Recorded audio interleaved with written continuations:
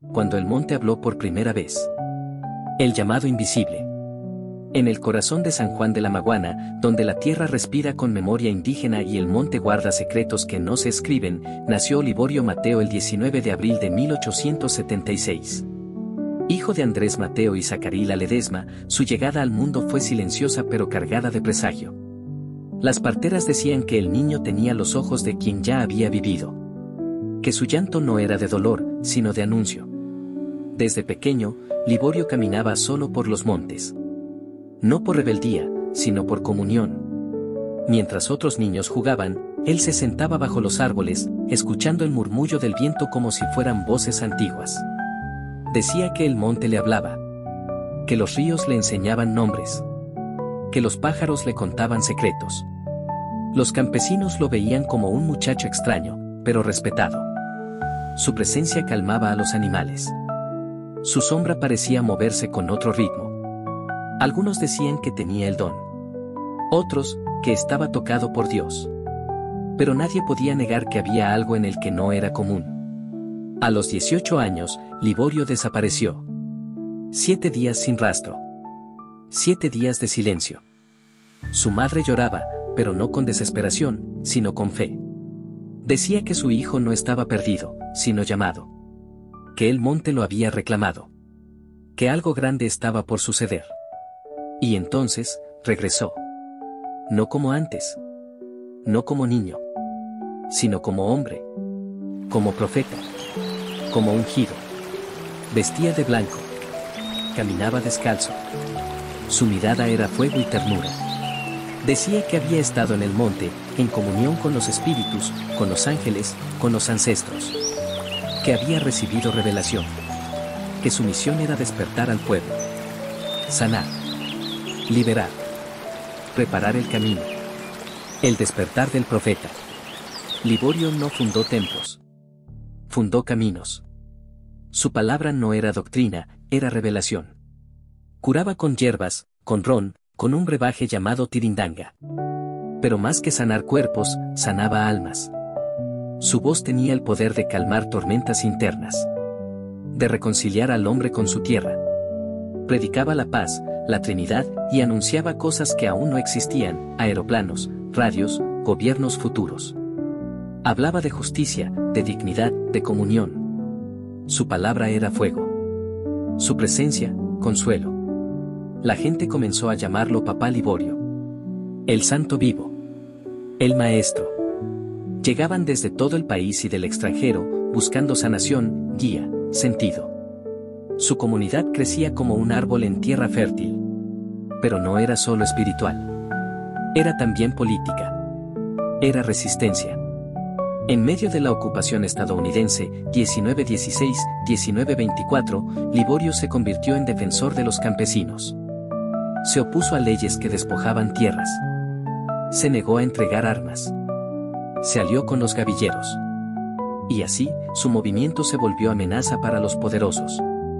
Su comunidad en el hoyo del infierno era un santuario de fe y libertad. Allí se vivía en fraternidad, se compartía el pan, se oraba sin miedo. Era una utopía en medio del caos. Una Jerusalén campesina. Un monte Sinaí dominicano. Pero los poderosos no toleran lo que no controlan. Y Liborio no obedecía a ningún patrón. No se arrodillaba ante ningún gobierno. Su autoridad venía de otro lugar. De lo alto. De lo profundo. El Mesías que empuñó el machete. El monte como santuario. La comunidad de Liborio no era solo un refugio espiritual. Era una república del alma, una tierra consagrada donde se cultivaba la fe, la yuca y la dignidad. En el hoyo del infierno, los días comenzaban con oración y terminaban con cantos. Se curaban los cuerpos, pero también las memorias. Liborio caminaba entre los enfermos con una botella de ron y un brebaje llamado tirindanga. Lo aplicaba con fe, pero también con palabra. Decía: no es el ron el que sana. Es la fe que lo enciende. Los ciegos decían ver luces. Los paralíticos sentían temblores en las piernas. Las madres traían a sus hijos con fiebre, y salían con esperanza.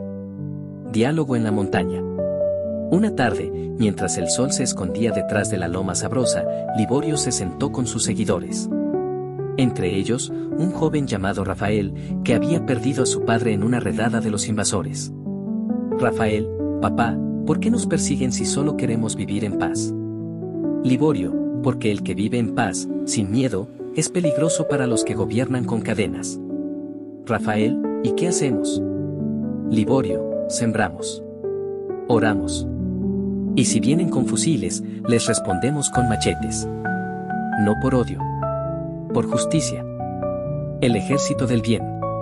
Entre 1916 y 1922, Liborio organizó un ejército de más de 200 hombres. No eran soldados. Eran campesinos con machetes, con fe, con hambre de justicia. Se entrenaban en el monte, entre rituales y cultivos. Cada combate era precedido por oración. Cada herida, por canto. En la Peñita, enfrentaron a las tropas estadounidenses. El combate dejó decenas de muertos y 67 heridos. Pero Liborio no se rindió. Dijo: el monte no se vende. La fe no se rinde. Y el alma no se arrodilla ante el oro. Telegramas desde el norte. Desde Washington, comenzaron a llegar telegramas urgentes. Informes describían a Liborio como guerrillero peligroso, líder mesiánico, culto rural armado. Se ordenó su eliminación. No solo física, sino simbólica. Pero Liborio no era solo cuerpo. Era símbolo. Era cruz. Era profecía. Ritual y resistencia. Cada noche, Liborio reunía a su gente en círculo. Encendía una vela, colocaba hojas de guanábana y decía: aquí no hay patrón. Aquí manda la Trinidad. Aquí el pan se parte, no se vende.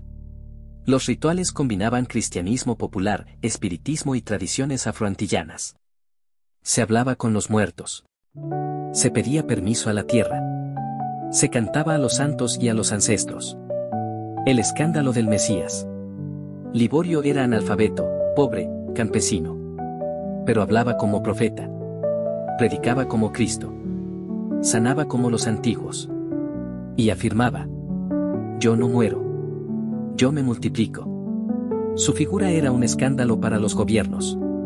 Un desafío para la ocupación. Un misterio para los historiadores.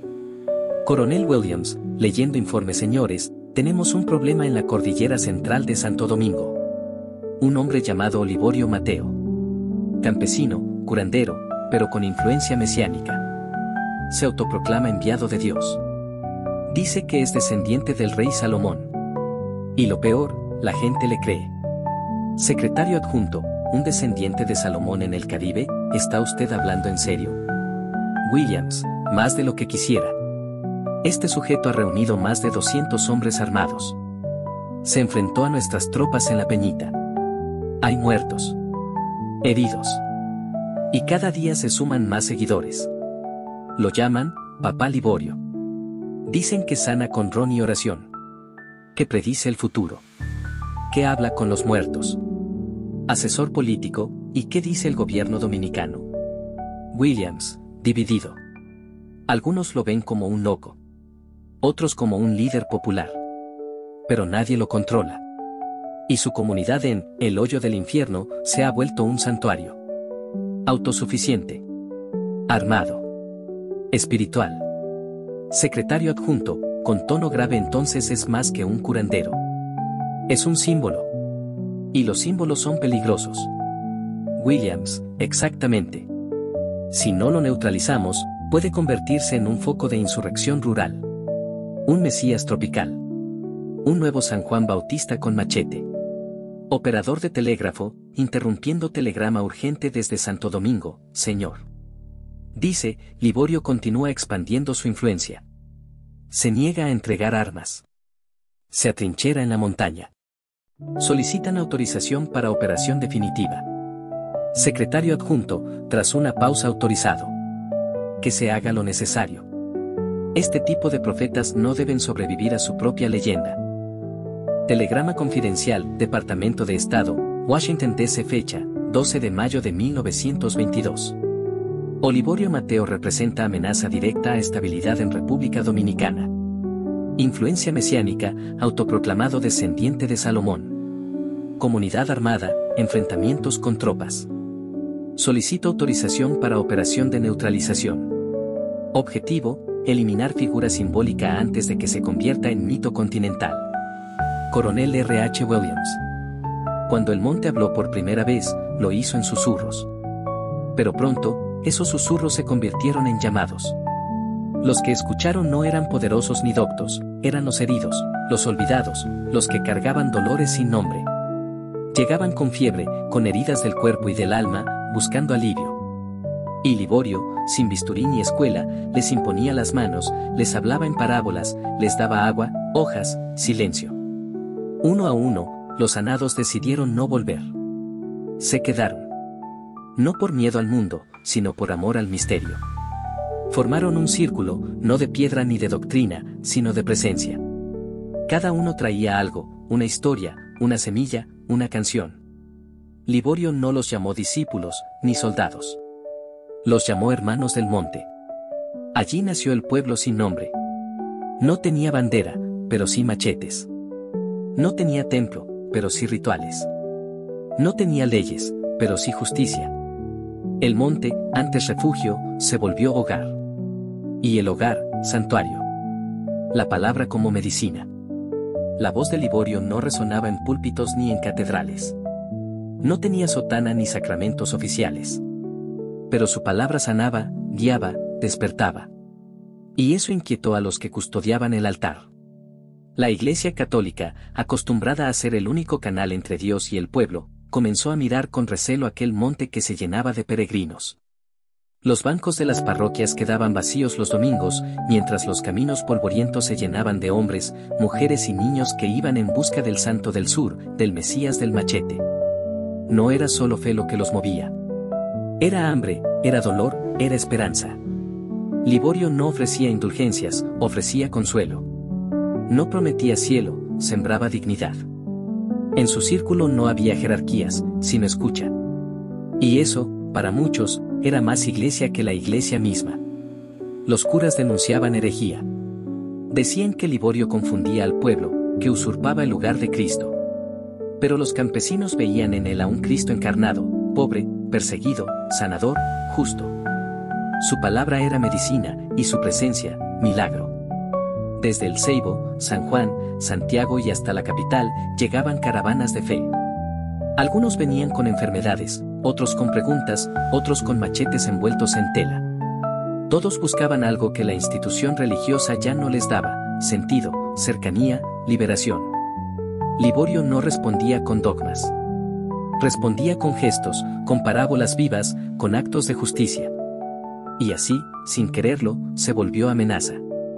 No por lo que decía, sino por lo que despertaba. El Evangelio del machete. Liborio no hablaba de política en los términos que usaban los doctores de la ley. No citaba constituciones ni escribía manifiestos. Pero cada palabra suya era una denuncia. Cada gesto, una rebelión. Cada oración, un acto de justicia. En los campos de San Juan, la tierra estaba en manos de pocos. Los campesinos trabajaban de sol a sol, y aún así, no comían con certeza. Los gobiernos les prometían caminos, pero les enviaban soldados. Les hablaban de progreso, pero les quitaban la tierra. Y entonces apareció Liborio, no como político, sino como pastor del pueblo. Su comunidad en el hoyo del infierno se convirtió en refugio para los perseguidos, los despojados, los que ya no creían en el Estado ni en la Iglesia. Allí no se pedía cédula, se pedía fe. No se exigía obediencia, se ofrecía pan. Liborio organizó cultivos colectivos, repartía lo que llegaba y enseñaba que el machete no era solo para cortar caña, sino para defender la dignidad. Aquí no hay patrón. Aquí manda la Trinidad, decía. Y cuando las tropas estadounidenses ocuparon el país en 1916, Liborio no se escondió. Se enfrentó. Reunió más de 200 hombres, armados con machetes, escopetas viejas y una fe que no se podía medir. Enfrentó al invasor en al menos 16 combates. En La Peñita, en Loma Sabrosa, en los caminos del sur. No por odio. Por justicia.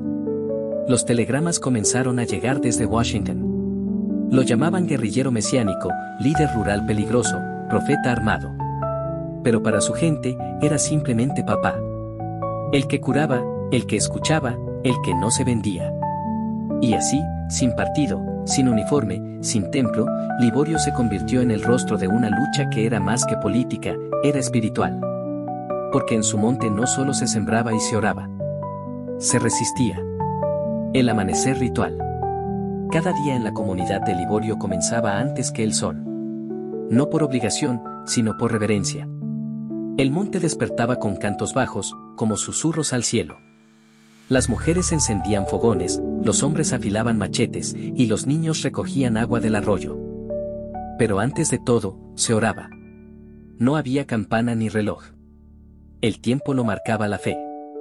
Liborio salía de su bohío envuelto en una túnica blanca, con los pies descalzos y el rostro sereno. A veces llevaba una cruz de madera, otras veces solo su mirada. Se acercaba a los enfermos, les imponía las manos, les hablaba en parábolas.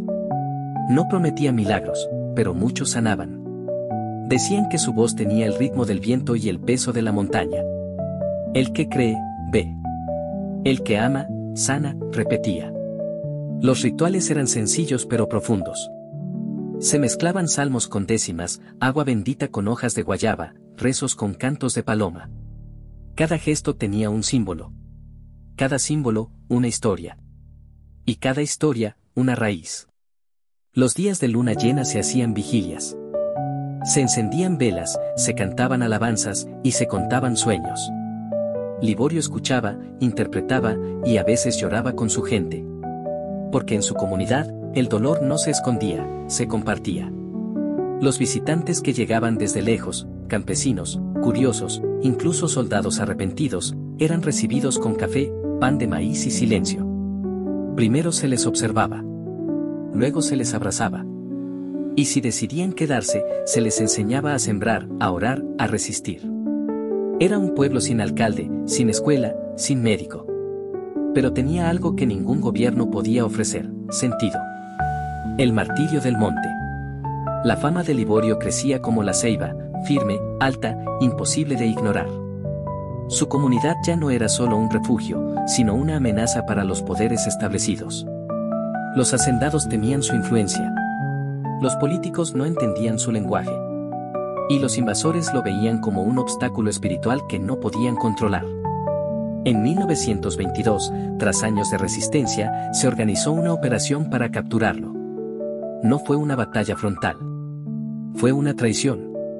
Un hombre cercano, tentado por promesas y presionado por el miedo, lo entregó.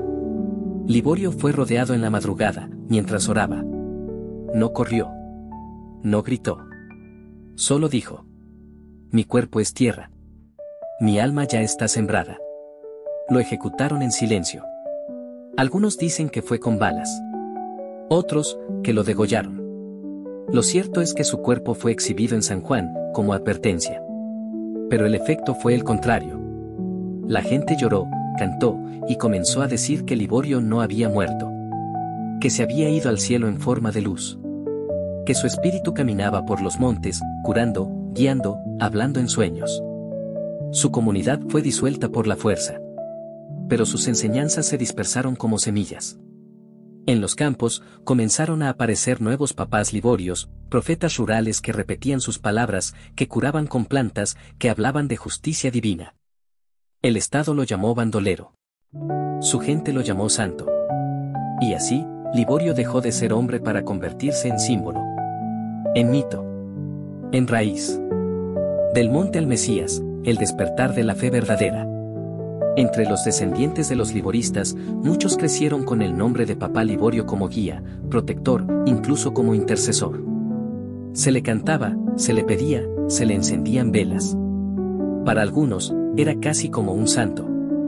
Pero en medio de esa devoción, algo comenzó a cambiar. Un joven llamado Efraín, nieto de un seguidor de Liborio, recibió una Biblia de manos de un misionero que llegó a San Juan. Al principio la leyó con curiosidad, buscando paralelos con las enseñanzas de su abuelo. Pero pronto se encontró con palabras que lo confrontaron. Yo soy el camino, la verdad y la vida, nadie viene al Padre sino por mí. Juan 14:6. Efraín comenzó a entender que la fe no podía estar centrada en Liborio, ni en ningún hombre, por más justo o milagroso que pareciera. Que el verdadero evangelio no mezcla lucha social con salvación eterna. Que el reino de Dios no se conquista con machetes, sino con arrepentimiento y fe. Otros como él, María, Tomás, Jacobo, también comenzaron a leer las Escrituras. Descubrieron que el sacrificio de Cristo en la cruz era suficiente. Que no se necesitaban intermediarios, ni rituales sin fundamento bíblico. Que la salvación no era colectiva ni política, sino personal y espiritual. Muchos lloraron al darse cuenta de que habían confundido el símbolo con el Salvador. Que habían buscado justicia terrenal y habían olvidado la gracia celestial. Pero no renunciaron a su historia. La resignificaron. Liborio fue un hombre valiente, pero no fue el Mesías. Solo Cristo salva, decían ahora. Algunos comenzaron a predicar en las mismas comunidades donde antes se veneraba a Liborio. No para destruir su memoria, sino para redirigirla. Para mostrar que el verdadero reino no es de este mundo. Que la esperanza no está en líderes humanos, sino en el Hijo de Dios. Cuando llegó la palabra, el Evangelio en tierra liborista.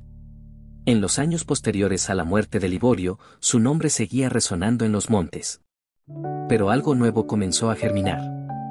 Desde Santo Domingo, donde la Iglesia Evangélica Dominicana había sido fundada en 1922, comenzaron a llegar misioneros con una Biblia en mano y un mensaje claro: Cristo es el único Salvador.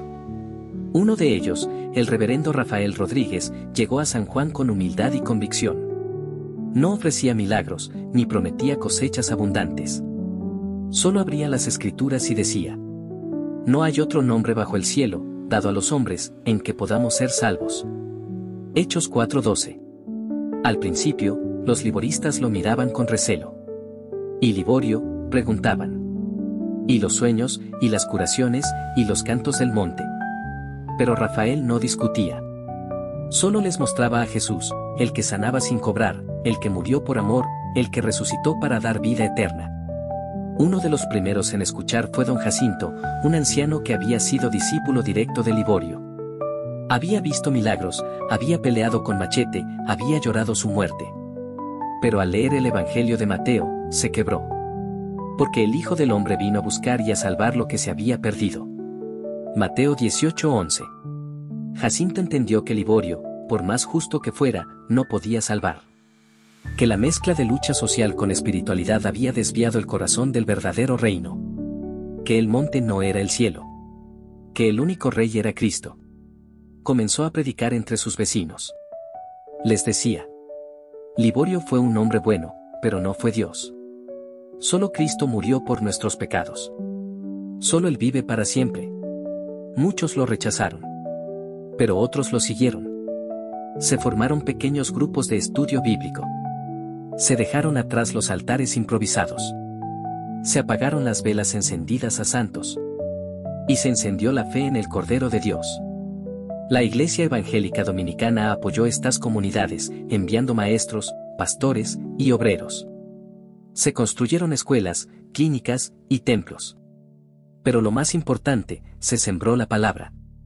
Hoy, en esos mismos montes donde se cantaba a Liborio, se escucha: Cristo vive. Cristo salva. Cristo viene. Del machete al mensaje. El legado redimido. Pastores del monte. Los hijos y nietos de antiguos seguidores de Liborio crecieron escuchando dos relatos, el del profeta del monte y el del Mesías de la cruz. Algunos heredaron machetes, otros heredaron Biblias. Pero hubo quienes decidieron unir la memoria con la verdad y consagrar sus vidas al Evangelio. Uno de ellos fue Josué Ramírez, nieto de un curandero liborista. Desde niño aprendió a recolectar plantas, a recitar oraciones mezcladas con salmos y décimas. Pero a los 17 años, en una campaña evangelística organizada por la Iglesia Evangélica Dominicana, escuchó por primera vez el mensaje claro: el que cree en el Hijo tiene vida eterna, pero el que rehúsa creer en el Hijo no verá la vida. Juan 3:36. Josué lloró. Sintió que todo lo que había aprendido tenía valor cultural, pero no salvación. Decidió entregar su vida a Cristo. Se formó como pastor. Y comenzó a predicar en las mismas comunidades donde su abuelo había enseñado devoción a Liborio. no lo hizo con desprecio. Lo hizo con compasión. Mi abuelo buscaba justicia. Yo encontré gracia, decía. Josué compuso himnos, organizó cultos al aire libre y escribió un pequeño libro titulado Del Monte al Mesías, donde narra cómo la fe verdadera transforma no solo el alma, sino también la cultura. Cantos nuevos para un pueblo antiguo. Los cantos liboristas eran poéticos, llenos de símbolos, pero centrados en el hombre. Los nuevos creyentes comenzaron a escribir himnos que conservaran la belleza del lenguaje campesino, pero con teología bíblica. Uno de los más cantados en las iglesias rurales dice: ya no busco al santo del monte, ni en machete mi redención. Cristo es mi escudo y mi puente, mi esperanza, mi salvación. No hay otro nombre en la tierra, no hay otro rey en el cielo. Jesús venció con su sangre y me dio vida en su duelo. Estos himnos se cantan en cultos, vigilias y hasta en funerales. Son testimonio de una fe que honra la memoria, pero se ancla en la verdad. El altar redimido. En algunas casas rurales, donde antes había altares con imágenes de Liborio, ahora hay Biblias abiertas, cruces vacías y retratos de Jesús. Los descendientes han resignificado sus espacios.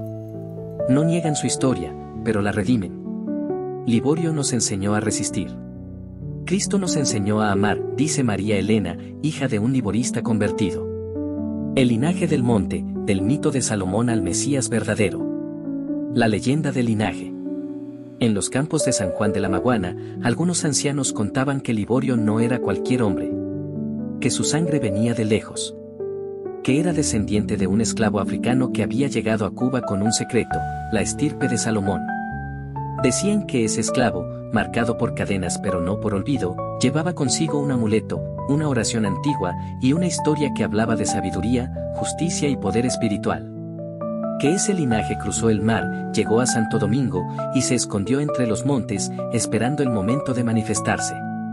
Y cuando Liborio desapareció en el huracán de 1908 y reapareció 7 días después, meditando en silencio, muchos dijeron: ha despertado el hijo de Salomón. El Mesías del Caribe ha llegado. Sus seguidores lo llamaban papá, maestro, santo vivo. Su fama creció. Su poder espiritual se mezcló con resistencia armada. Y desde Washington, comenzaron a verlo como una amenaza continental. El despertar bíblico. Pero no todos se quedaron en el mito. Algunos comenzaron a leer la Biblia. A comparar la historia de Liborio con la historia de Jesús. Y algo no encajaba. Salomón fue sabio, pero pecó. Liborio fue justo, pero murió. Solo Cristo es santo, eterno y sin pecado. Efraín, descendiente de liboristas, leyó en Hebreos: Cristo, por cuanto permanece para siempre, tiene un sacerdocio inmutable. Hebreos 7:24. Y entendió que no se necesita linaje real para salvar. Que no se necesita profeta del monte ni guerrillero espiritual. Que la única esperanza está en el Cordero de Dios. Otros como él, María, Tomás, Jacobo, comenzaron a predicar que el linaje de Salomón no salva. Que el poder espiritual sin verdad bíblica confunde. Que los milagros sin Cristo son espejismos. Liborio fue un símbolo. Cristo es el Salvador. V3, el monte redimido. Hoy, en esos mismos montes donde se decía que caminaba el hijo de Salomón, se predica al Hijo de Dios. Ya no se encienden velas a santos vivos. Se abren Biblias. Se canta: no hay linaje que me salve, ni profeta terrenal. Solo Cristo dio su sangre. Y su reino es celestial. Los descendientes del mito ahora son testigos del Evangelio. Honran su historia, pero adoran al Señor. Porque entendieron que el verdadero rey no vino del monte, sino del cielo. El Mesías prometido desde el principio. Desde el Génesis, Dios anunció que vendría un Redentor. Y pondré enemistad entre ti y la mujer, y entre tu simiente y la simiente suya. Esta te herirá en la cabeza, y tú le herirás en el calcañar. Génesis 3:15. Este anuncio no hablaba de un profeta del monte, ni de un líder político, ni de un santo popular. Hablaba de Cristo, la simiente de la mujer, que vencería al pecado y a Satanás. Los profetas lo anunciaron con claridad. Isaías. Miqueas. Ningún otro hombre en la historia ha cumplido estas profecías.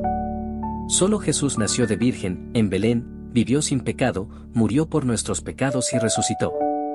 El cumplimiento en Cristo. En el Nuevo Testamento, se confirma que Jesús es el Mesías prometido. Mateo 1, 22-23. Lucas 24-27. Juan 4, 25-26. Cristo no es un símbolo. No es un mito. No es un líder espiritual más.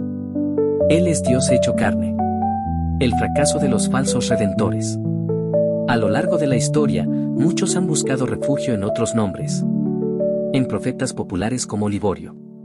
En santos vivos que prometen milagros. En líderes que mezclan espiritualidad con política. Pero todos han quedado chaqueados, frustrados, vacíos, confundidos, ¿por qué? Maldito el hombre que confía en el hombre, Jeremías 17:5.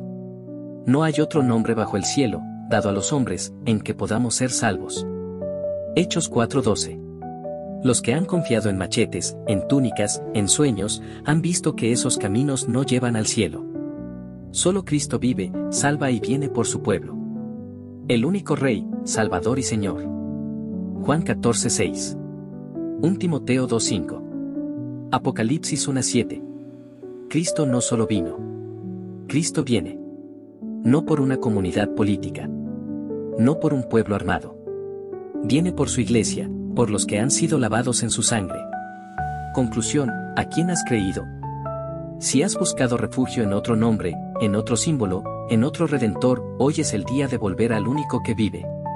Venid a mí todos los que estáis trabajados y cargados, y yo os haré descansar. Mateo 11:28. Cristo no decepciona. Cristo no muere. Cristo no se esconde. Cristo salva. Cristo reina. Cristo viene.